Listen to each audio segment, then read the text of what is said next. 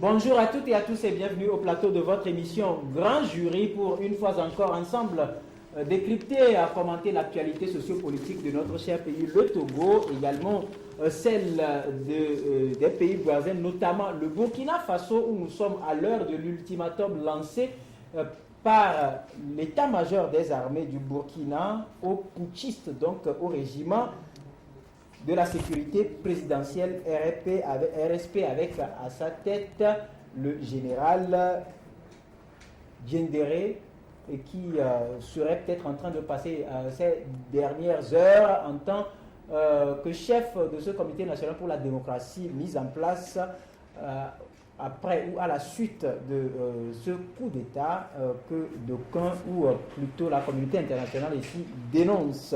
Nous allons donc en parler autour de ce plateau avec nos invités, également évoquer le report du sommet de l'Union africaine sur la sécurité et la sûreté maritime, un report qui continue de défrayer la chronique avec l'opinion qui refuse de consommer la raison évoquée par le gouvernement pour se justifier. Voilà donc les deux sujets autour desquels vont se concentrer nos échanges ce matin dans votre émission Grand Jury. Bien de choses donc à vous toutes et à vous tous. Mais avant de découvrir nos invités, nous allons scruter la une des journaux parus dans les kiosques ce matin, commençant par la Symphonie qui titre « Déstabilisation de la transition au Burkina de terroristes aux putschistes ». Qui est véritablement le général Gilbert Diendéré, s'interroge le journal de Yves Gallet que nous saluons au passage. Toujours à la une de la Symphonie, pour booster davantage leur rendement, l'OTR et le port autonome de Lomé se mettent en phase. Report du sommet sur la sécurité maritime, qu'en pensent les Togolais, s'interroge le journal. Les plus super Adja Totoa, édition 5. Le Ghana et le Togo se partagent les médailles d'or.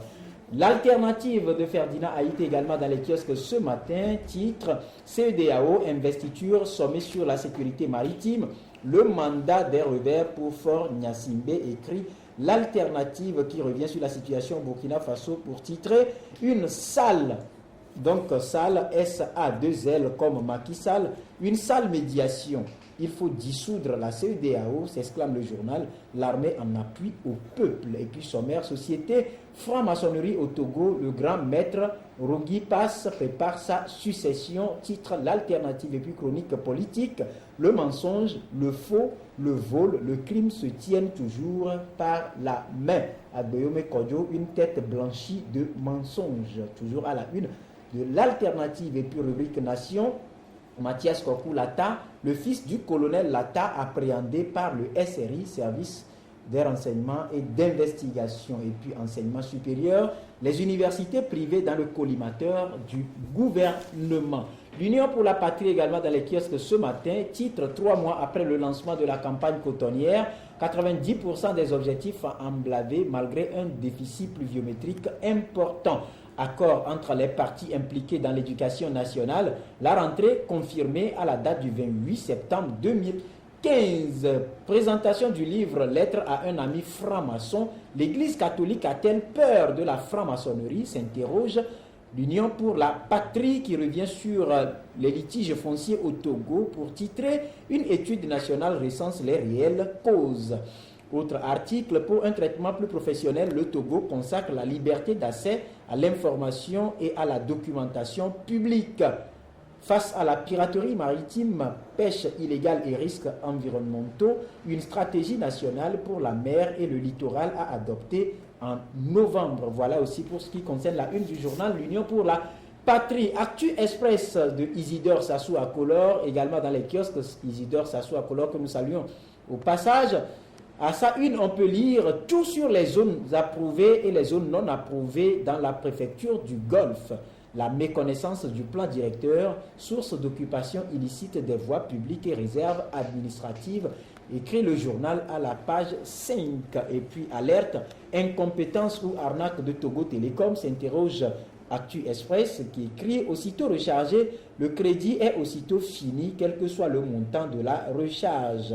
Et puis le sommet de l'Union africaine sur la sécurité maritime reporté au premier trimestre 2016 nous apprend Actu Express.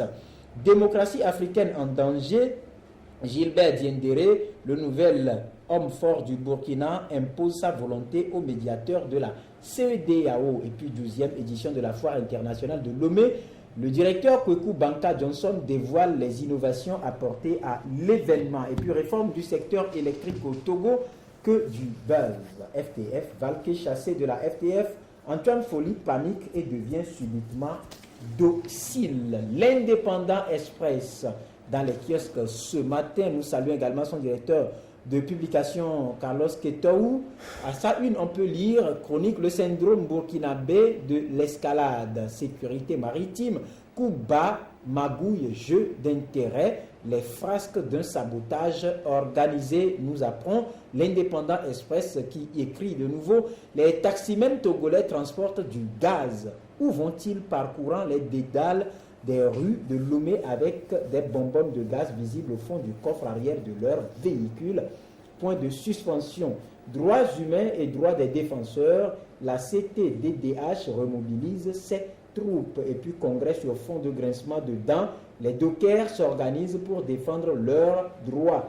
Travaux publics au Togo sur les chantiers de Sogia Satom, les femmes font la loi. Et puis le médium, également dans les kiosques ce matin, médium de Credo TT, bonjour à vous. Dans les kiosques ce matin, titre politique au Conseil de la mer, Faure Gnassingbé demande l'adoption rapide de la stratégie nationale maritime pour la mer et le littoral. Et puis politique, bonne gouvernance, de la nécessité de rendre compte aux citoyens, article décoré avec la photo du Premier ministre, c'est l'homme Komikla sous économie franc CFA.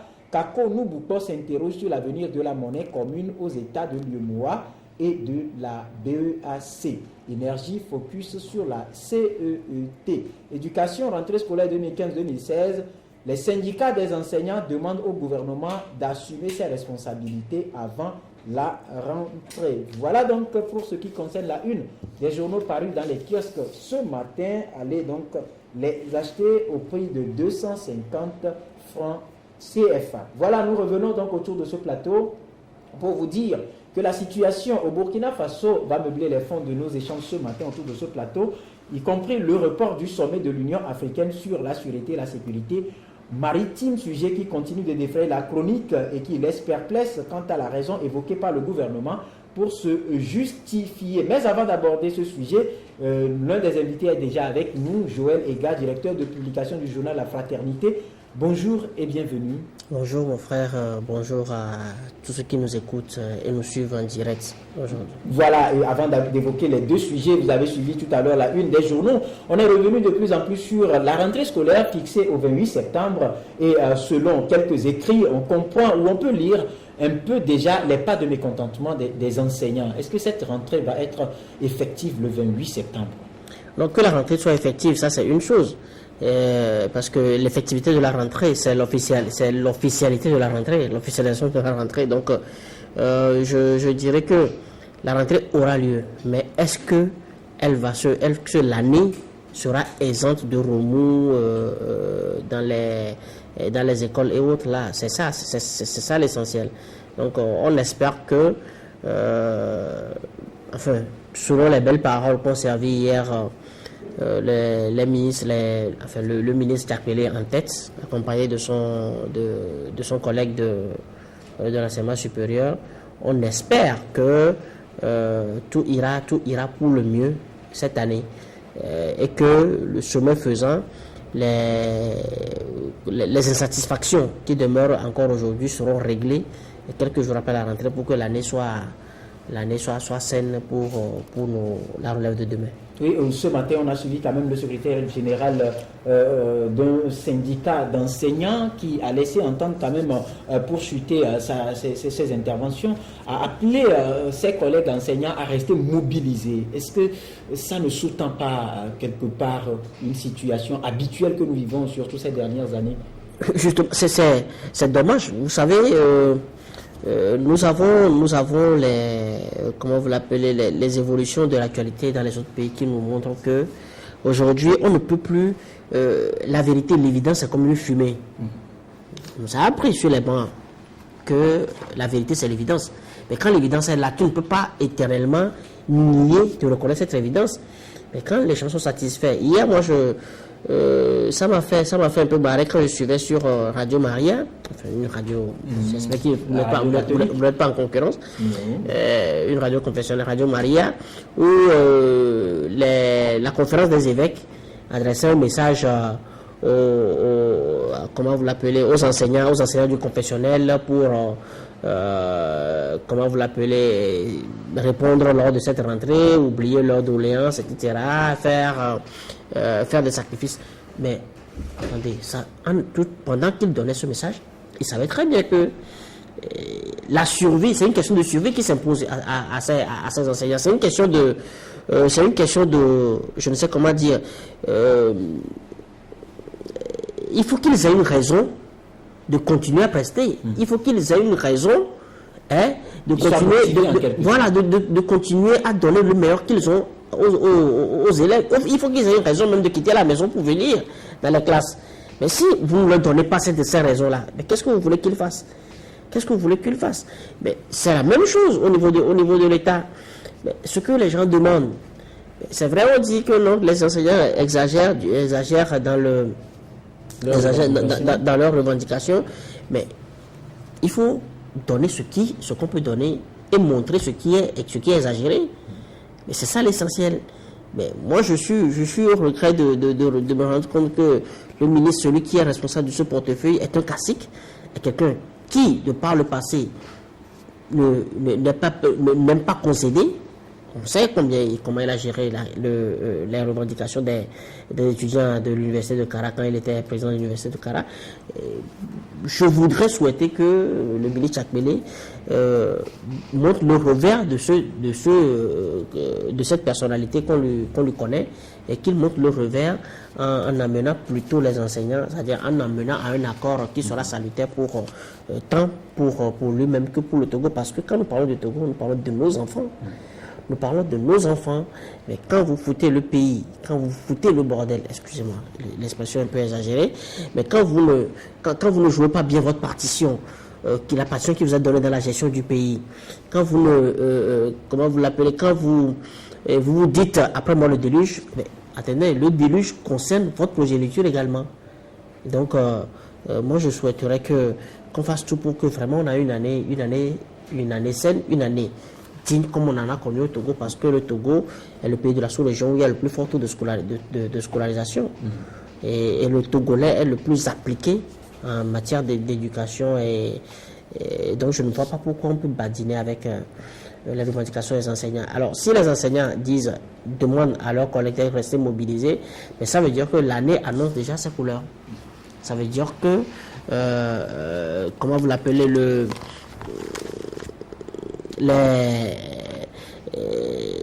les remous sont déjà annoncés, et il faut que celui-là qui est censé jouer sa partition pour que ces remous-là ne fassent pas jour, fasse tout pour que... Très bien, on vous a assez compris. Maintenant, selon nos informations, depuis le 24 août, ces syndicats ont introduit leurs revendications de nouveau sur la table du gouvernement. Est-ce que vous comprenez, par exemple, le fait que ce soit à la dernière minute qu'on se retrouve à une phase de Tové pour encore promettre? Je crois que tu as tout analysé dans ta question. Les revendications ont été déposées sur la table du gouvernement le 24 août. Et c'est à la dernière minute qu'on se retrouve à l'info de Tové. Tout dénote qu'il y a une absence de volonté. Et ça c'est pas... Ça, on ne dira pas que c'est Joël le gars qui l'a dit, mais quand vous faites la lecture, vous savez très bien que ces revendications vont prendre en otage la rentrée. Bon, mais on a attendu jusqu'à, je crois, le lundi dernier pour ouvrir les discussions à l'info de Tové, etc. Et là encore, une chose est d'ouvrir les discussions en retard, mais l'autre chose est de verser la volonté nécessaire parce que s'il y a la volonté, en 1 heure, 2 heures, on peut trouver un accord qui sauve l'année. Hein. Mais bon, si vous ne mettez pas la volonté, mais qu'est-ce que vous voulez? En tout cas, on attend de voir, mais quoi qu'il en soit, on rassure quand même que la rentrée aura lieu le 28 septembre prochain, donc lundi prochain. On attend de voir si ce sera réellement effective. Nous allons donc rapidement aller pour ce qui concerne ce sommet avant de revenir sur la situation qui prévaut actuellement au Burkina Faso. Le Togo devait abriter un haut sommet donc, de l'Union africaine sur la sûreté et la sécurité maritime. Sauf que les travaux ont été engagés, notamment la rénovation de l'hôtel 2 février, également la construction de certaines infrastructures routières et puis la mobilisation de tout ce qui est établissement hôtelier digne de ce nom ou du moins ayant un standing assez convenable pour abriter les hôtes. On parle de 4000 invités. Du coup, on apprend que le sommet est reporté à une date ultérieure. On parle de 2016 ou de 2017. D'abord, comment analysez-vous ce report de ce sommet? Mais déjà, quand vous prenez la date projetée pour la tenue, enfin la date sur laquelle est tombé le report, on parle de 2016 ou de 2017. Pourquoi on doit parler de 2016 ou de 2017? Mais on n'a pas les techniciens avérés pour dire non, le 2 février, d'accord. Je reviendrai après sur les erreurs qui ont été faites dans tout le processus. On n'a pas de technicien avéré qui peut dire non, l'hôtel sera prêt. On n'a pas, comment vous l'appelez, les réseaux diplomatiques nécessaires pour nous dire, ok, d'accord, selon le calendrier international, le sommet se tiendra premier semestre 2016. Mais quand on parle de premier semestre, c'est assez léger. On peut parler de trimestre. On peut parler du trimestre. On sent qu'il y a une certaine rigueur qui gouverne la gestion de l'organisation de ce sommet-là. Mais jusque-là, c'est toujours... on sent que... on a encore l'impression que quelqu'un se lève et donne une date comme ça, et tout le monde s'agrippe autour, s'agrippe à cette date-là et le fait circuler. Sinon, moi, je ne comprends pas comment est-ce que... on ne dira pas que c'est en septembre qu'on s'est rendu compte que 2 février ne sera pas prêt. Est-ce que c'est en septembre qu'on s'est rendu compte que 2 février ne sera pas prêt? Pour votre raison que le Premier ministre a eu à faire une descente sur le terrain. Mais avant même que le Premier ministre descende sur le terrain, ne déclare que non, que les chantiers, les travaux vont bien, est-ce qu'on a eu à visiter toutes les chambres? Parce qu'on a comme l'impression que... On a vu quand même l'ensemble du gouvernement qui était présent. Justement, ça dit... Non, excusez-moi, mais on est obligé d'affirmer que le Togo a un problème. Parce que si tout le gouvernement s'est déplacé, le Premier ministre s'est déplacé, on ne s'est pas rendu compte. On ne s'est pas rendu compte que non, on se trompe.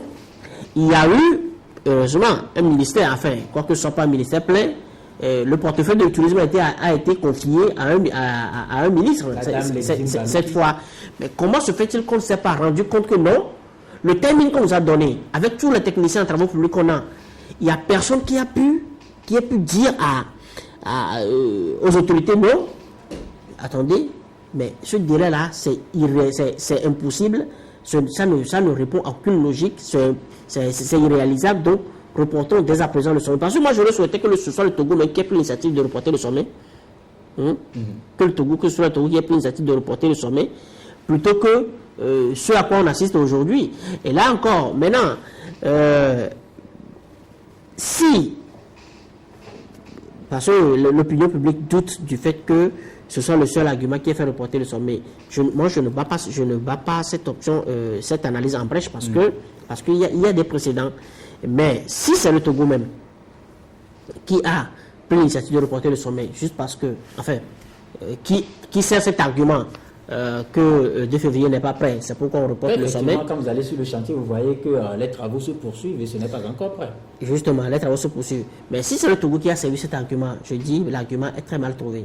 Pourquoi? L'argument est très mal trouvé en ce sens que on sait très bien que derrière ce sommet, il y a un président, comme je le disais. C'est-à-dire que avant l'initiative de ce sommet qui va réunir toute l'Union africaine, il y a eu des initiatives déjà dans la sous-région, en fait, dans une partie de la sous-région, parce qu'il y a l'initiative de Yaoundé, il y a l'initiative de Yaoundé qui avait réuni les pays de l'Afrique de l'Ouest et qui ont même installé un secrétariat qui s'occupe de la sécurité maritime. Bon. Il y a, après cela, ils sont allés plus loin. Il y a la commission du Golfe du Guinée qui, à part les 7 pays de la sous-région Afrique centrale, ils ont ajouté le Nigeria.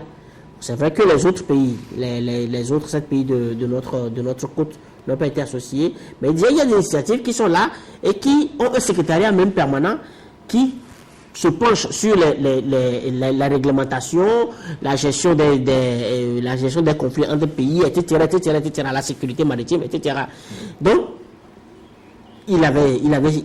ça avait circulé dans les couloirs que le Cameroun a mal accueilli cette initiative du Togo parce que le Cameroun est presque le pays pionnier, enfin, le Cameroun se réclame être le pays pionnier dans les discussions internationales, enfin dans les discussions africaines sur la sécurité maritime. Donc il y a des lobbying qui ont été faits de ce côté également. Donc de là à ici, il faut comprendre que quelque part il y a des lobbying également qui ont cassé le Togo. Mais sans compter que nous-mêmes, infrastructurellement, si ça peut se dire, on a donné des arguments à ce qu'on reporte ce sommet.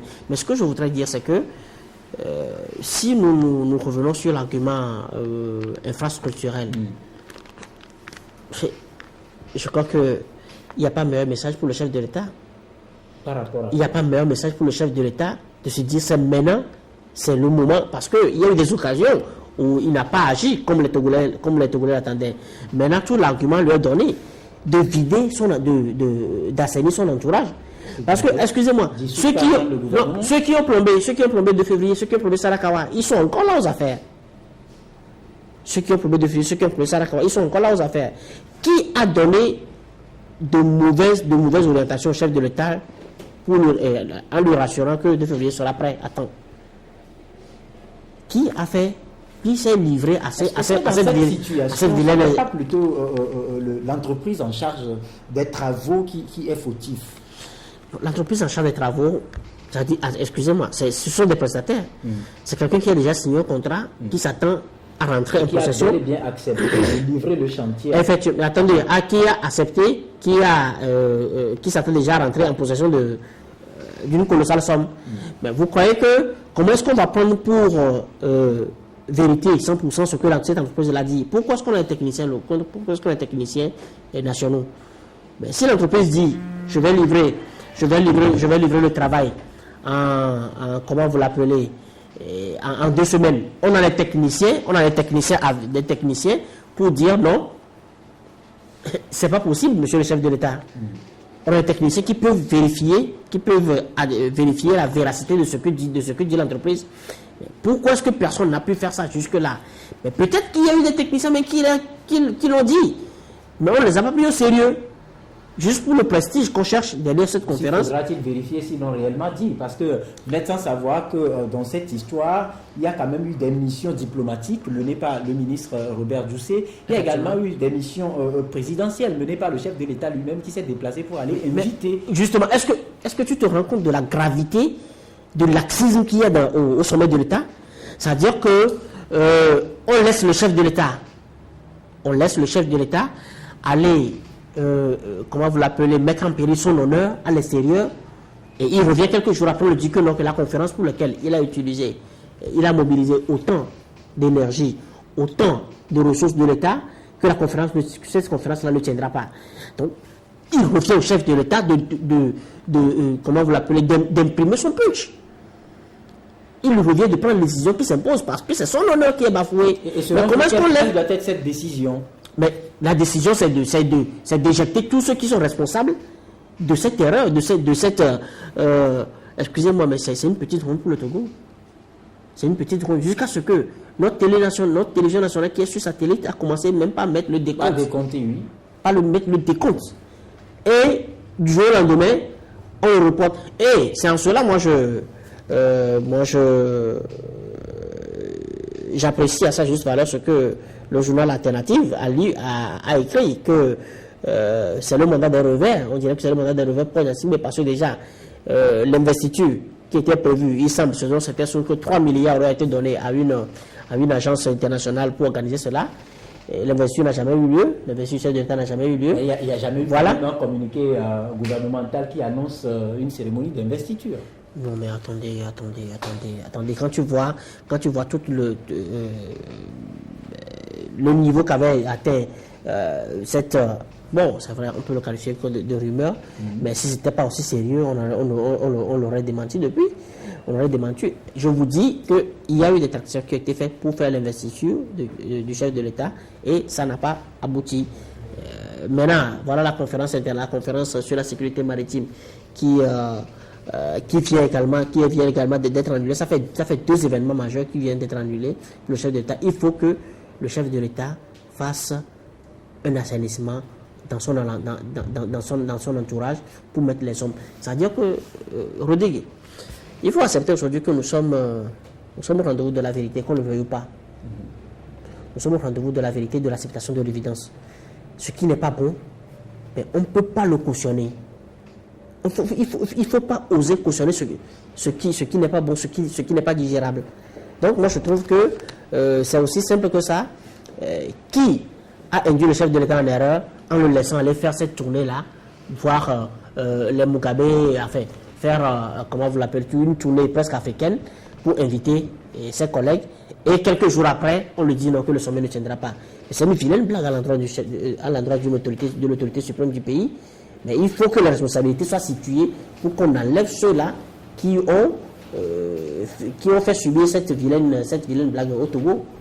Très bien, on vous a assez compris. Notre second invité, Germain Pouli, directeur de publication du journal Togo Réveil, vient de nous rejoindre. Bonjour Germain. Bonjour Rodrigue, là c'est un retard inexcusable. J'espère simplement que les auditeurs, les téléspectateurs auront donc la force d'excuser ce retard. Je me devais tout simplement d'être là. J'ai voulu me décommander à la dernière minute pour des raisons que je ne voudrais pas évoquer ici. Encore une fois, mes excuses. Mais déjà, la disponibilité, ça nous donne l'assurance de votre, comment dirais-je, votre engagement à servir la cause de la nation. Oui, enfin, disons que j'étais invité hier. Bon, à la dernière minute, on m'a reporté sur aujourd'hui, alors que nous avions une formation ce matin. À l'endroit des journalistes. À l'endroit des journalistes, j'ai cru pouvoir m'échapper à temps, ça n'a pas pu se faire.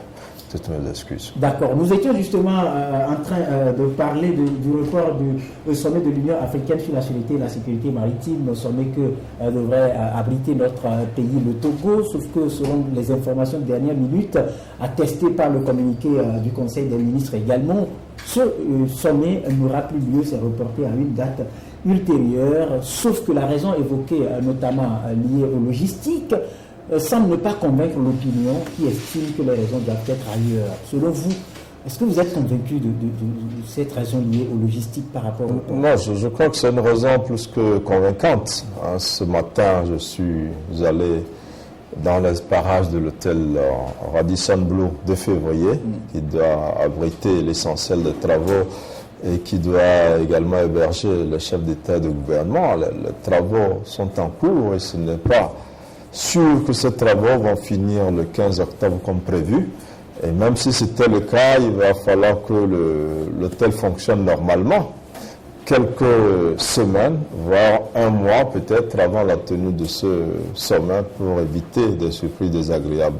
Donc je pense que les travaux, il faut le reconnaître, ont été faits dans la précipitation. Une pression énorme a été mise sur les entreprises qui travaillent sur ce site, qu'il faut au passage aussi saluer parce que le travail a beaucoup avancé. Mais je crois qu'il y a eu des visites des plus grandes autorités de ce pays sur ce chantier. On nous a annoncé que tout allait bien et après on se rend compte qu'on ne peut pas donc finir les travaux à temps et expérimenter les prestations de l'hôtel avant la tenue de cette rencontre. Et je crois que c'est une raison assez suffisante, assez valable. Moi, je suis d'accord que pour une rencontre de ce genre-là, si le Togo veut l'organiser, il faut l'organiser dans de bonnes conditions. Il ne faut pas faire de l'à peu près. Et pour moi, c'est plus raisonnable de dire à l'Union africaine, voilà, on n'est pas totalement prêt. Donnez-nous encore quelques semaines ou quelques mois et on reprogramme la date. Donc je crois que c'est ce qui a été fait puisqu'il devait avoir une mission de l'Union africaine qui devait être là pour évaluer un peu les préparatifs. Et dans ces conditions, je pense que c'était raisonnable pour les autorités togolaises, si elles veulent vraiment faire, et c'est bien le cas, donc de reporter. Mais je suis d'accord avec Joël, qui dit quand même qu'il faut situer certaines responsabilités, parce que c'est vrai que pour le moment, c'est pas dramatique, c'est pas une annulation du sommet, ce n'est qu'un report, mais je crois que gouverner, c'est prévoir. Et il y a eu des gens à l'avant-garde de l'organisation de ce sommet-là. Hein, les gens se sont quelque peu appropriés. L'organisation n'ont pas voulu déléguer des tâches, n'ont pas voulu ouvrir cette organisation-là. Et donc, je crois que les retards aussi peuvent être imputés à certaines personnes dans l'entourage du chef de l'État qui peut-être ont trop vite donné des assurances quant à la possibilité de livrer tous ces chantiers-là à temps et donc de programmer une date qui finalement est trop proche et qui ne permet pas de tenir. Donc je suis d'accord avec Joël qu'on peut déjà déterminer ces responsabilités-là. Je pense que le chef de l'État lui-même a pris les choses en main d'une certaine manière. On l'a vu au devant aller apporter l'invitation de main propre donc à certains doyens ou à certains chefs d'État assez important sur le continent.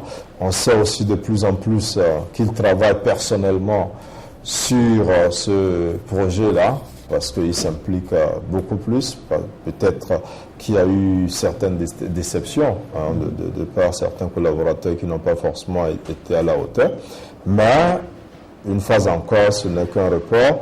Je crois qu'il vaut mieux reporter pour bien faire que de maintenir les dates comme telles et évoluer vers une mauvaise organisation qui finalement ne va pas honorer notre pays. Mais est-ce que selon vous ce report n'a pas de conséquences finalement, parce que beaucoup de ressources ont été mobilisées, il y a eu des missions diplomatiques avec cette mission présidentielle qui est destinée à l'invitation d'autres présidents des pays voisins ou sur le continent à venir participer à ce sommet.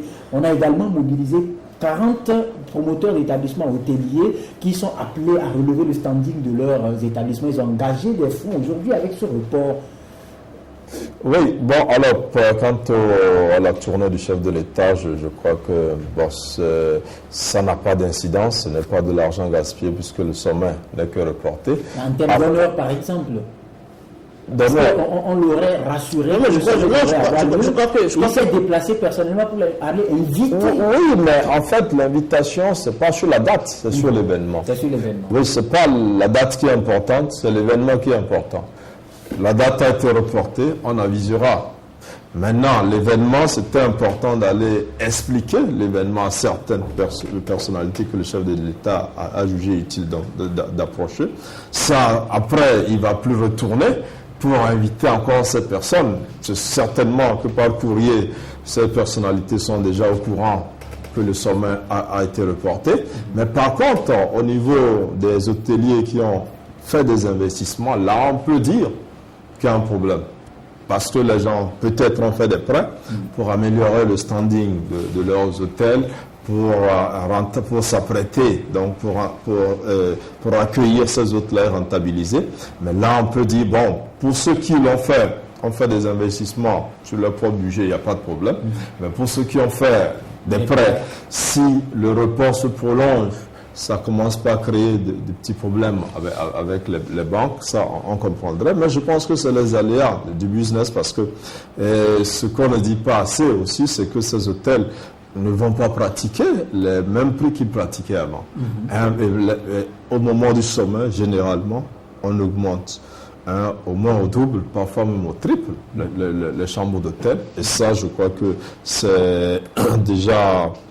Il y a quand même un accord comme ça avec ces responsables donc de ces services d'hôtel. Et donc, il y a quand même un côté business qui comporte des aléas et que je crois les responsables de ces hôtels-là devront pouvoir supporter, peut-être discuter avec l'État si l'État estime qu'ils ont subi un préjudice énorme qui est prouvé, peut-être demander la participation de l'État pour pouvoir régler cette situation. Voilà, très bien. Nous allons rapidement attaquer l'autre sujet qui fait la... Mais tu peux me redire que je voudrais faire tu avais abordé un angle du sujet par rapport au report du sommet. Voilà, par rapport au report du sommet que mon ami Germain avait dévié. Il faut reconnaître que l'honneur du Togo a été mis en péril. L'honneur du chef de l'État a été mis en péril parce que, attendez, mais je viens vous informer d'un événement. Il faut que je vous dise la date de l'événement.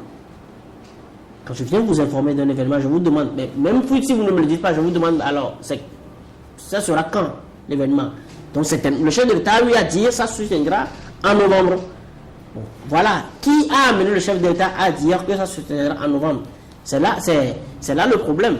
Bon, maintenant, quand j'aimerais parler de... Moi, je qualifie ça de subsidiaire, les éléments qu'il a mis, les hôtels vont surfacturer. Enfin, ils vont augmenter un peu les prix des chambres. Et ça, c'est normal, ça se fait oui, donc ça c'est clair. On n'a même pas besoin de le dire. De la plus forte raison qu'ils ont fait des prêts qui sont, comment vous l'appelez, qui génèrent des intérêts. Donc, il faut qu'ils fassent tout pour rentrer dans leurs dépenses. Mais d'ici là, d'abord, quand on dit là, ce là même, c'est pas précis, parce qu'on dit premier semestre 2016 ou 2017. Ce n'est même pas précis. Mais ça veut dire qu'il y a un problème, en fait, dans la gestion même de l'organisation de ce sommet-là. Qui est à la commande pour ne pas être sûr de dire non, ça se tiendra? Moi, je dis, on peut ne pas me donner le mois, mais qu'on réduise quand même le délai pour qu'on parle de trimestre, par exemple. Mais là, on sait que non, dans le premier, deuxième ou troisième mois, ça se tiendra en accord avec l'Union africaine. Moi, je vous dis qu'il y a même un précédent. C'est-à-dire que quand le chef d'État est allé expliquer l'événement, etc., les gens travaillent déjà sur la sécurité maritime. En Afrique centrale, il y a déjà une institution qui se penche sur la sécurité. J'avais parlé tantôt, excusez-moi, j'avais parlé tantôt de l'initiative de Yaoundé. Mais en Afrique occidentale, il y a déjà le Nigeria qui s'est joint à ceux de l'Afrique centrale pour parler de la sécurité maritime, de la gestion des droits économiques, etc., sur la mer. Donc, les gens ont fait déjà un chemin. Bon, est-ce que le lobbying international ne fait pas? C'est pas ça aussi qui a pesé pour qu'on fasse reculer le Togo, déjà que nous-mêmes, infrastructurellement, on n'a pas répondu. C'est ça. Donc, il faut analyser tout ça, il faut analyser sur tous ces paramètres-là pour maintenant s'asseoir, dire, ok, d'accord, c'est à qui le Togo organisera ça? Le Togo organisera par rapport au calendrier international. On sait qu'en janvier, l'Union africaine est souvent en sommet. Bon, enfin, on voit le calendrier de l'Union africaine, on dit, ok, d'accord, dans telle date, à telle date, ça, c'est pas impossible. C'est pas impossible si on a les réseaux nécessaires, si on a les techniciens nécessaires qui disent non, Radisson Blu sera plein dans tel délai. Est-ce que vous voyez? Donc, c'est sous ce terme là-bas, je souhaiterais que, parce que c'est un enjeu national. Moi, ça me dispose que mon pays, qu'on parle de mon pays comme cela, et que mon chef de l'État, le chef de l'État, qu'est-ce qu'on dit de ton pays par rapport au report? Mais attendez, je crois que sur qu'on ait mis sur la télévision nationale, par exemple, le décompte, sommet, le met océan, et puis après on enlève ça. Moi, je dis. C'est où la honte sur ton pays? À quel niveau on dit que c'est honteux de reporter? Je crois que sur le sujet. Ça montre pas de sérieux. Par exemple, même sur la date du report, la prochaine date, on n'est même pas précis sur ça. Oui, mais justement, je voulais rebondir dessus. Ce n'est pas au Togo de fixer la date unilatéralement. Tu as bien relevé que c'est un sommet qui s'organise avec l'Union africaine. C'est donc de concert. Le Togo dit, nous ne sommes pas prêts, nous ne sommes plus prêts pour l'organiser à telle date. Nous demandons un report. Oui, justement. Maintenant, après, il faut des discussions pour caler une nouvelle date. Mais justement, on peut dire, moi je vais pas accepter qu'on ait dit que c'est reporté pour une date ultérieure. S'il te plaît. Quand on dit, oui, mais semestre 2016, quand tu parles, je t'écoute. 2017, oui, mais je te laisse parler, laisse-moi parler. Oui, si vous dites que vous n'êtes pas prêt pour telle raison, vous apprêtez et vous discutez maintenant pour caler une nouvelle date. Tant que ce n'est pas prêt, je ne vois pas pourquoi le Togo devrait se précipiter pour dire, bon, ça ne se tient pas en novembre, mais en décembre, par exemple, ou en janvier. Non, mais c'est pour une situation. Il faut régler le problème. Avant de fixer une... Nous sommes OK maintenant, voyons quelle date on peut adopter. C'est en partenariat. Le Togo ne peut pas fixer la date unilatéralement. Le Togo ne peut même pas situer la période en se disant probablement, d'ici là, on aurait réglé avec l'Union africaine pour trouver une nouvelle date. Mais moi, je trouve que c'est prudent, après un premier report, de ne pas se précipiter, de prendre le temps de régler le problème d'infrastructure, qui était après de revoir avec l'Union africaine. Et puis il a dit qu'il y a des pays qui travaillent sur la sécurité maritime. Non, le Togo n'est pas le seul pays qui a l'océan devant lui ou qui est intéressé par les affaires maritimes. Non, c'est tout le monde entier. Donc, ce n'est pas interdit que le Cameroun, le Nigeria, la Côte d'Ivoire, tous les pays, mais le Togo a une certaine expertise, essaie de travailler. Aujourd'hui, vous avez l'action de l'État en mer. Le Togo essaie de travailler et a proposé. Ce que le Togo a proposé, d'autres pays pouvaient le proposer.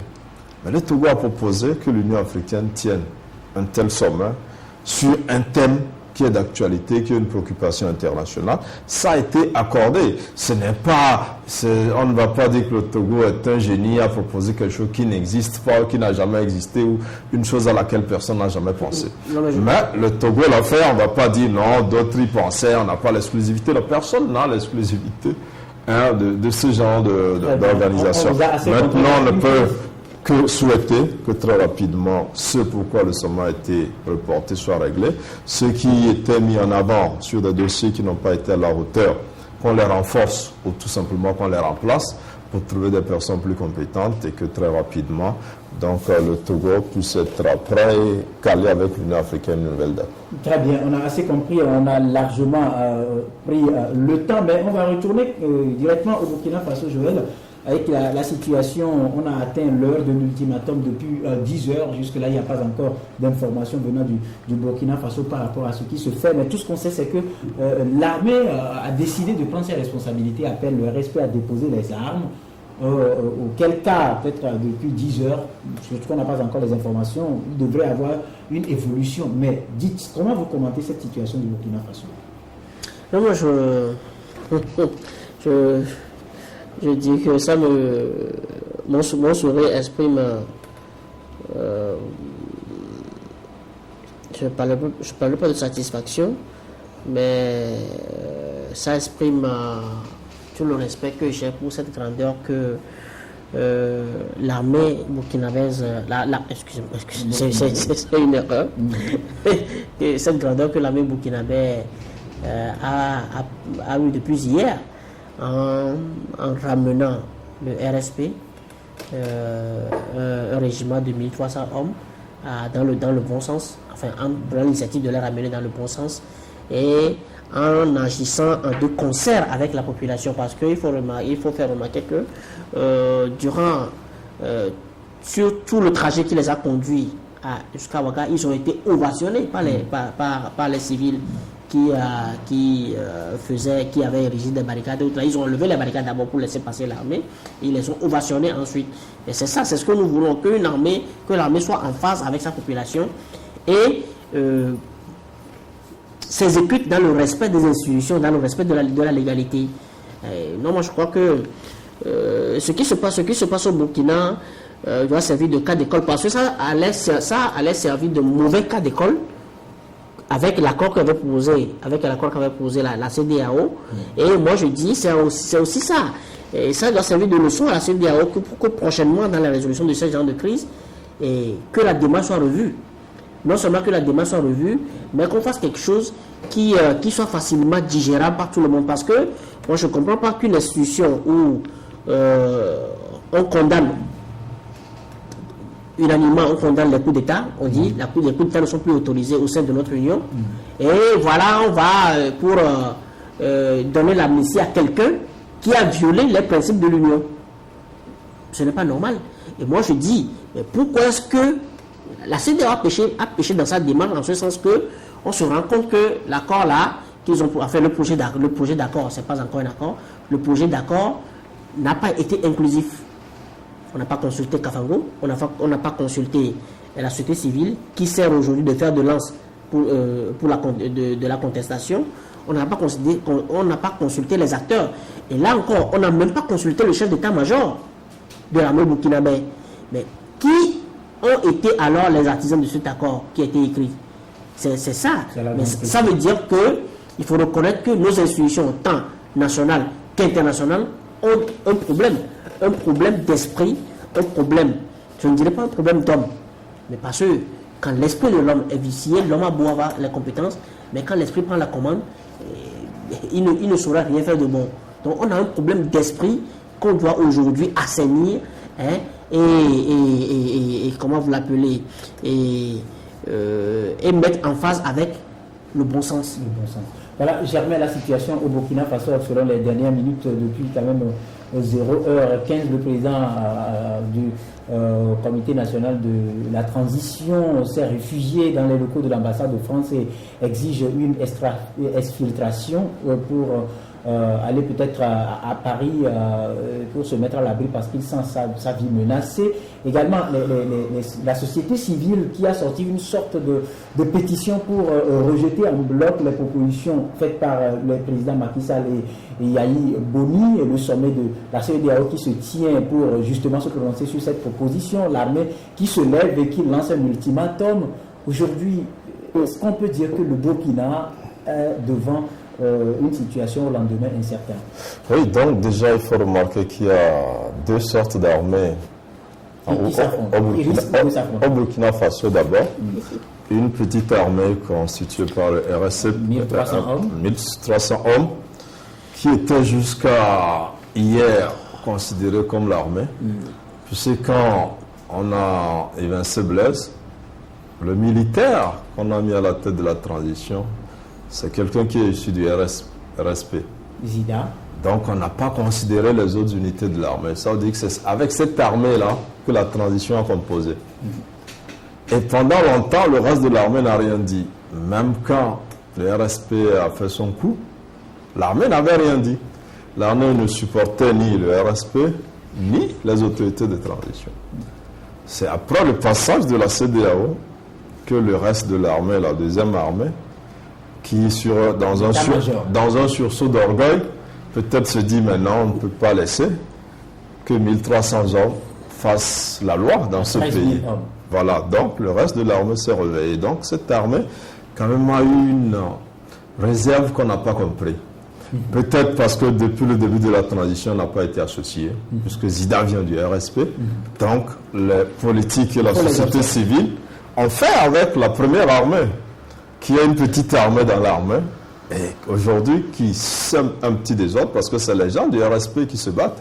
Zida qui est devenu un dissident, le reste de la troupe avec Diendéré donc à la tête qui ont voulu donc balayer la transition. Et c'est maintenant que le reste de l'armée vient en défenseur de la population et pour demander à leurs camarades d'armes donc de se désarmer pour éviter un bain de sang. C'est vrai, l'ultimatum a été expiré il y a pratiquement 1 heure.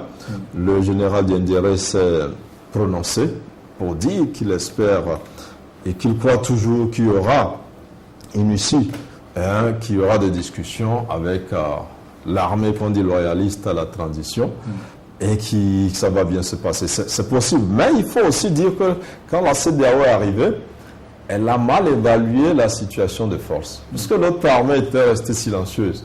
Donc, on ne peut que composer qu'avec l'armée qui a fait partie Blaise et qui a mis un de leurs dans la transition. C'est le RSP, c'est le régiment de Blaise qui l'a fait partie.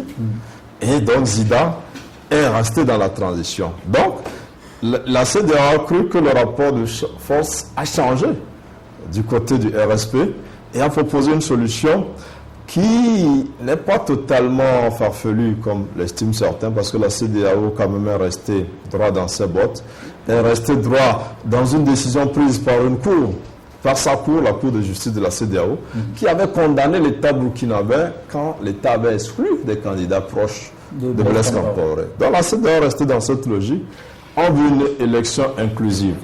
Sauf que pour l'amnistie, qui était peut-être la seule condition exigée par Diendéré pour laisser le pouvoir à la transition. Là, on peut dire peut-être que la CEDEAO a mal évalué, mais tout dépendait du rapport de force en ce moment précis. Quand la CEDEAO est arrivée, le reste de l'armée n'était pas acteur de la crise. C'est maintenant que le reste de l'armée entre en crise. Je crois que quand même cette armée-là est restée un peu trop en marge, a laissé faire trop les choses. Et aujourd'hui, on attend de voir peut-être d'ici la fin de la journée, Diendéré et les autres corps qui sont déjà à Ouaga pourront trouver un terrain d'attente. En tout cas, malheureusement, on a débordé largement du temps qui nous est imparti, mais En guise de dernier mot, Joël, qu'est-ce qui serait souhaitable pour délivrer le Burkina Faso? Donc, ce qui serait souhaitable, c'est que Djentjere dépose les armes et puis assume les conséquences de ce qu'il a, de l'acte qu'il a posé, parce que qu'il soit jugé, moi je dis, c'est à ceux-là qui vont l'arrêter de décider, parce qu'il faut qu'il reconnaisse quand même que sous l'influence de sa femme, il est allé jusqu'à mettre en péril l'État. C'est-à-dire, il est sous l'influence de sa femme, il est allé jusqu'à s'inscrire en lettres noires dans l'histoire du Burkina Faso, en remettant en cause ce que toute la communauté internationale a installé. Maintenant, pour la CEDEAO, moi j'aurais souhaité que ce soit, que je le disais, que ça serve de cas d'école pour la CEDEAO, pour que demain, leur démarche de médiation soit inclusive et prendre l'avis de tous les acteurs. C'est aussi ça l'art du dialogue. Il faut une démarche inclusive. Et que la CEDEAO prévienne plutôt les crises, évite plutôt les crises, plutôt que de les laisser prendre corps et viennent les résoudre avec toutes les erreurs qu'ils font. Parce que, par exemple, déjà quand le gouvernement Zida, avec Kafando, avait décidé, par exemple, de l'exclusion de certains de la CDP dans la course à la présidentielle, la CEDEAO pouvait intervenir. Quand, par exemple, la Cour de justice qui la Cour avait dit non, mais les gens se sont entêtés. Mais justement, c'est-à-dire que la pression des chefs de l'État, puisque c'est l'instance suprême qui décide, ils pouvaient déjà mener une médiation, mener une mission, voilà, pour dire non, ça, on n'est pas d'accord là-dessus, parce qu'on connaît les conséquences que ça aura. Par exemple, pour le RSP, ils pouvaient également intervenir pour dire non. Par exemple, la dissolution de cette élite-là, ça sera, par exemple, pour après. On n'aurait pas laissé tout arriver à ce niveau. Je crois qu'il ne faut pas aussi trop vite faire ce genre de reproche à la CEDEAO, parce qu'il y a des affaires intérieures des États. La CEDEAO n'a pas encore cette capacité pour rentrer dans les affaires intérieures et faire des aménagements. Mais ils sont accompagnateurs du processus. Oui, mais après, chaque État est souverain. Aujourd'hui, la CEDEAO a condamné l'État burkinabé à laisser les gens être candidats. Mais les gens à leurs élections, en excluant les autres. Qu'est-ce que la CEDEAO peut? Elle ne peut pas arrêter le processus. Mais elle aurait rendu la justice, la décision, même si elle n'est pas exécutée, elle l'a fait parce qu'elle ne peut que le faire, elle n'a plus d'autres moyens. Donc, je crois que si les États abandonnent progressivement leur souveraineté, donnent plus de force à la CEDEAO, elle fera beaucoup plus. Pour moi, le rapport de force, au moment où elle est allée négocier, c'était en faveur du RSP, elle a négocié comme elle pouvait. Si l'autre armée était rentrée en action, elle aurait mieux évalué la situation pour proposer une autre piste. C'est vrai qu'il y a une rencontre donc actuellement à Abuja. On espère que face à l'évolution de la situation, la CEDEAO va proposer autre chose et réorienter sa médiation donc pour accompagner ce peuple burkinabé donc à avancer, à sortir d'une transition qui commençait par devenir inquiétante et à retrouver très rapidement le chemin de la démocratie. Très bien, ce sera donc sur ces mots que nous mettons fin à nos échanges ce matin autour du plateau de votre émission Grand Jury. Merci donc à nos invités, Joël Ega, directeur de publication du journal La Fraternité, et puis Germain Pouli, directeur de publication du journal Togo Réveil. Merci à toute l'équipe technique qui nous a accompagnés. Émission sur les ondes de Radio VGK Palimé, Radio Lumière à Anefo, le www.ebenradio.com sur le web, le www.togovision.com sur le web, et puis le www.laverte.org toujours sur le web, ce qui nous amène à dire bonjour et bien de choses à tous nos compatriotes qui sont au sein de la diaspora. Bien de choses chez vous. Au revoir.